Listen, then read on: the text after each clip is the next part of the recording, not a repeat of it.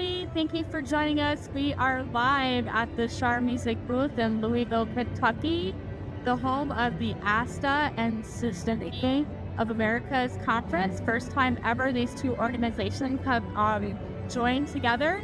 I have the pleasure of speaking with Laurie Niles from violinist.com today. My name's Jennie Lewis. I'm the Director of Sales from Shar Music. I'm so excited to get to meet you and spend time with you today. Well, it's a pleasure to be here. What can you tell us about what inspired you to create violinist.com? Oh, well, it's kind of crazy. I had a background as a journalist, actually as a newspaper reporter, and also as a violinist. And violinist.com was something we started in 1996, so right at the beginning of the internet. And it was sort of a marriage of these two things that I love, music and journalism. And it allowed me to not be a music critic. Instead, I could be a music advocate and write about everything that I love about the violin and go as granular as I wanted, be a total geek about it and find that audience online, and hopefully. So it's been a wonderful thing for me. I've really enjoyed doing. Isn't it wonderful to be able to take your two passions and make a career out of it? It's so joyful. It was, because I didn't see it coming. The internet didn't exist when I went down this path of doing journalism and playing the violin separately. For a while, I was in a symphony orchestra while I was a newspaper reporter, and they never really came together. So that was a neat thing for me. Wonderful. We know you've done tons of interviews with lots of artists. Have you found a common thread or quality in those artists that you feel like is unique to the artist itself?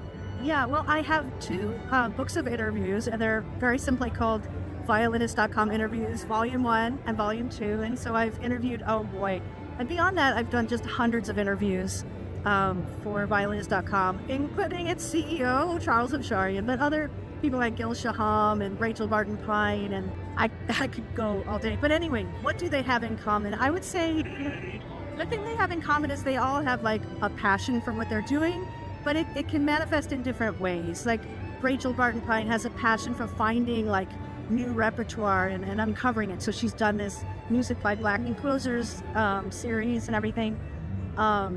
Gil Shaham, clearly he has a passion for performing.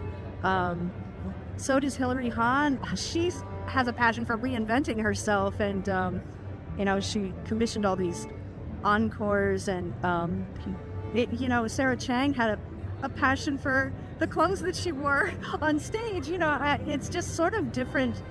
When I'm interviewing someone, I try to get to the point where they start talking about their passion. Sometimes I don't start at that point, and I just keep asking questions until they're talking about something and I can see they're lighting up and that they're really passionate about it. And then I know I've got something to write about. So we definitely have passion in common with one another, for sure. When you're thinking about the future of violin playing, what do you feel is the most important action we can take as business leaders to increase the participation in music? Well, I know, at least for me, on violinist.com, I like to uphold examples of excellence for people to aspire to. And that might sound kind of elitist, but that's not the way I mean it, because it's excellence in teaching. It's excellence in various genres of music, not just classical. Excellence in communication, excellence in community building, like the Suzuki program that has gotten a great deal of participation and energy. I'd like to hold that up so that people can understand and maybe recreate it in their own communities. So I think if we can help people find that, something I realized in my youngest students, because I'm a teacher too, is that they needed to play on an excellent small violin, and they exist. But not all little violins are created alike. So if you get a $25 violin, the child, their passion can wither away because they're trying so hard, but they actually cannot make a beautiful sound. So, things like, and parents don't know this, so saying look, no, and some teachers don't know it, this is out there. You can get an excellent violin, you can have excellence in your teaching community. You can go to an excellent performance. There's a whole bunch of repertoire you might not know about. That's excellent. So I guess that's my way I think of going about it. That's wonderful advice. Excellence in everything, right? Yeah. In your opinion, what is the future of violin playing? Do you have any thoughts on that? That is a very general question. Yeah, I know. I think there is a future for violin playing. If I do think that we're sort of inundated with this technology, but I think we also like to be in the real world. We like to do things with each other. Music is one of the few things that we can do together that's not harmful at all to anyone. It's like a wonderful human activity that brings people together.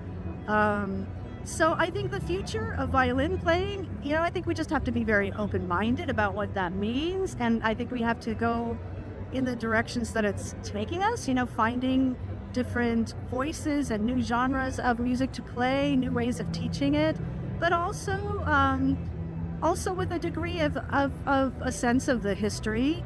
It's 400-year-old technology at this point. But it's still like it's a design that still really works. It makes a beautiful sound that's like the human voice. It's really hard to beat, and so I see it in very, very young people who start the violin. There's wonder. They love it. When they can achieve something on it, it's something they want to do. So thank you for that. Yeah. So my next question is kind of about evolving and growing. So some people believe if you're not evolving, you're not growing. Yes. How do you think we in the string industry can adapt to change this year and beyond in order to grow and support these events? Well, I think we can embrace change and not resist it. I guess that's the biggest thing, and it's hard to change.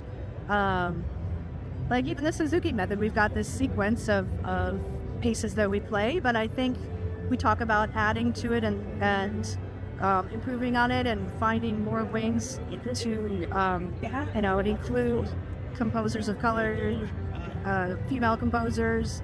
I think also ASTACAP has looked at the repertoire that they require for their exams. That's another way of evolving, I think.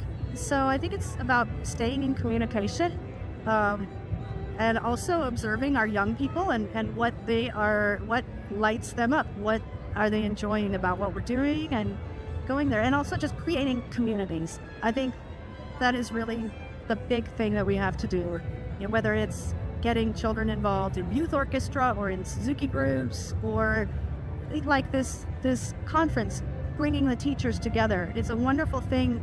The Suzuki Association hasn't been able to be in person together for 6 years. And the energy that we get from each other and the encouragement, it's just, invaluable. I agree.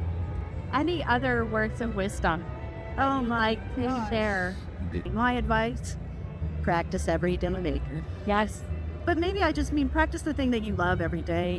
It might not be violin, it might be writing, but it's easier to practice every day. This is what I tell my students, than to practice on some days. Just make it a habit to be doing the thing that you love every day. Even if it's only for 15 minutes, every day will get you there. Well, thank you so much for spending time with us today, Laurie. It was really a pleasure. Thank you for inviting me. It's been a pleasure for me.